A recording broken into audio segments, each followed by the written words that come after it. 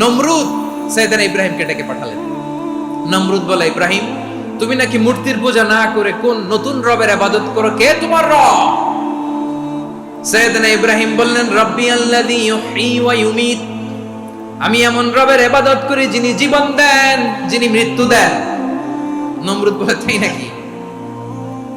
তোমার রব জীবন দেয় মৃত্যু দেয়, আর এটা তো আমি দেই, আমিও তো জীবন দেই, আমিও তো মৃত্যু দেই।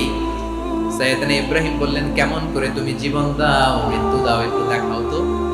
নমরুদ জেলখানা থেকে দুজন কয়েদিকে ডেকে আনলো, কয়েদি এনে অর্ডার করলো, একটাকে এখনই শিরোচ্ছেদ, হেড অফ, ডেথ পেনাল্টি, মৃত্যুদণ্ড দেয়া হলো, ফিনকি দিয়ে রক্ত বের হলো। নমরুদ বলে, দেখো দুজনকে ধরে আনলাম, একজন কয়েদিকে দিলাম ডেথ পেনাল্টি, মৃত্যুদণ্ড, ওরে মৃত্যু দিলাম।